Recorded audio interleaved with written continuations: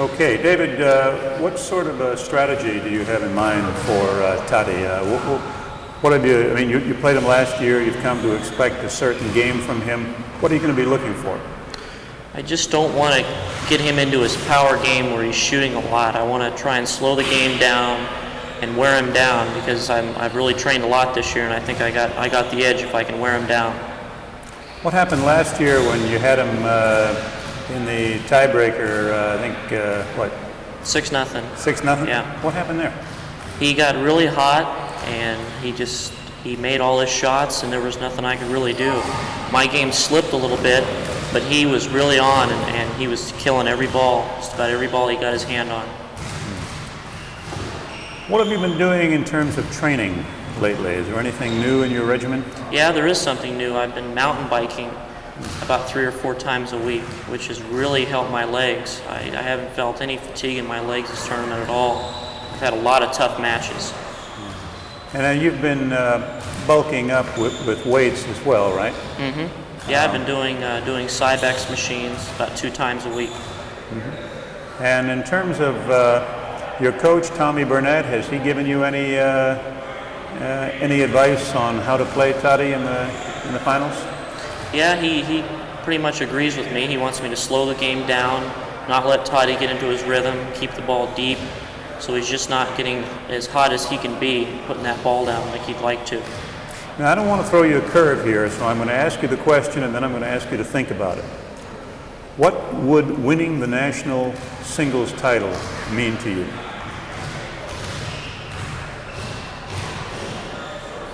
Anytime? Anytime. All right. Winning the national title this year has been my biggest goal in my handball career. Because of losing last year, I've trained as hard as I could for this nationals, and I really want this one bad. I've played as much as I can play and trained as hard as I can train, so this is very, very important to me. One other question. We were talking to your dad a little earlier. Your dad was the guy who introduced you to handball and who gave you your first, he was your first coach, really. Right. Does he still give you advice, and do you listen? Yeah, I ask him for advice still. Once in a while, when he's watching, I'll say, what do you think I'm doing wrong? Or what could I do to improve? And he's always got a good answer for me. He still is probably the best coach I have right now. He knows my game better than anybody does. And I can ask him anything, and he's always got a good answer to give me.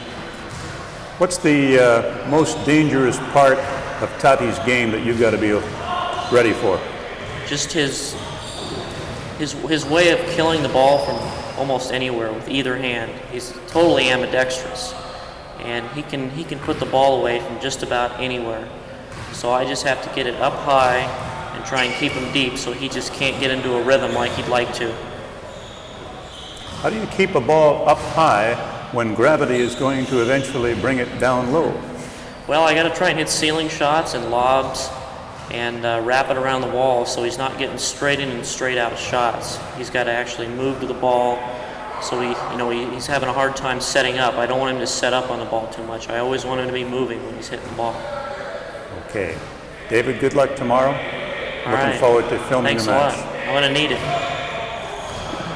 I don't know. Tommy, when David is getting ready to serve, what's going through his mind? Well, usually he's looking at the type of player he's playing, and he uses a 2-shot strategy. So he serves, he's expecting a certain kind of return depending on who he's playing. And he knows what he's going to do with that return if he gets it. So that's basically his philosophy. It's a 2-shot philosophy, 2-shot strategy. I see him using the lob serve quite a bit, and that surprises me because I know a lot of players are hesitant to use a lob serve. They can get buried with it. But David seems to be successful with it. What's the deal? David puts it right down the wall. He hits within 2 inches of the short line almost every time, and it's going to come right down the wall. There's just so many left-handed ceiling shots a right-handed player can hit back. and you're going to set him up. The more you set him up, the more he punishes you, the more tense you get on that serve, and the more effective it becomes. And he will use it in the entire game, most of the time, especially in singles, because he builds that tension within the receiver. How do you coach David? He's the top player in the world. How do you coach a kid like that? What do you say? Well, David has forced me to look very deep into the game. But more importantly, I've had to become very close with David, which has been very easy to do. We click very well, and we're very close. I understand him, and that was the first thing that had to be done. The first year, I coached David very little. I really just got to know him. And once I got to know him, I understand how he works, and I understand what he's thinking about. Now I have to look deep into David, and I've had to look very deep into handball.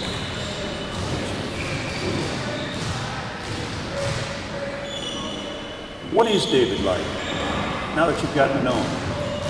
Who is David Chapman? David is a very fun-loving young man. He's a prankster. He's got kind of a dry wit, and he likes to kind of play jokes. Yet he's intense. He can be very impatient with people at times. He's a little eccentric. And I think that's that mental dimension that you and I talked about before. He's a little bit of eccentric, but he likes people, and he loves handball. He loves handball a great deal. Can you talk a little bit about his eccentricity without giving too much away? Well, it's a little bit of a mystique. I think David is probably very right brain dominant. He's a very creative young man. And the ball travels a little slower in his view, and the court's a little bit smaller to David than it is with most players, and the angles make more sense to him. It's just, you have geniuses in art and music and sports, and he's a genius at the sport of handball, and that's that mental dimension. I say it's a gift. It doesn't do you any good unless you enhance that gift. He's enhanced it through a great deal of hard work and training.